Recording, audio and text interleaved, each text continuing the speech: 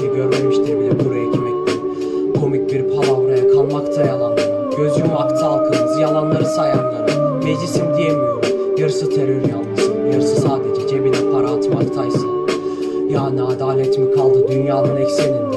Ayakkabı boyuyor bilin gaziler 80'inde. Bomba patlıyor çocukların 80'inde. Sonra taşla karşılık verince vurulur 5 yerinden. Buralarda görüldü tankların sokaklara indiği. Halkına kurşun attı bozulunca kimliği. Asimile olmamıştı sadece gözü doymamıştı. Bırakanlar oldu bunları görünce askerliği. Bozuk bir şeritteki çizgiler gibiyim. Hatta denizin dibindeki inciler gibiyim. Gel bu ben içimde sizden deliyim. Karanlığa katlanamayan çocuk deliyim. Gömmekteler genç bir nesli tarihine. Halbuki bir zamanlar üstad sığmaz demişken. Gerek mi var hakkı ulaşanın makberine? Ne de güzel cennete gitmek topraktan gelirken.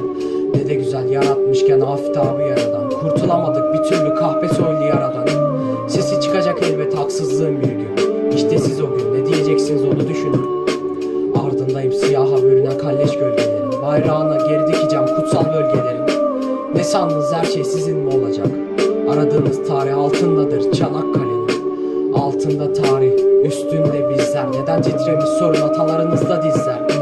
Çünkü zalime karşı göğsünde imanla bekler ki sorun. Kaçarken bizden düşman emekler.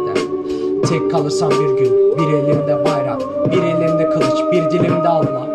Sessize gömülse de ülkemde bayram, vedasıyla koşarım yine tek başıma kalsam. Dalsam hüdaya şehadete ersem, vermem vatanımı bir canımı versem. Çıksam yollara atam yollarına varsam, tutsam elinden de sen de benimle kalsan.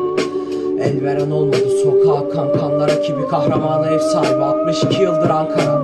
Bir umut yüklüydü mavi gözlü bakışlara. Kabrine yanaşınca sanki nabzı atardı taşlara.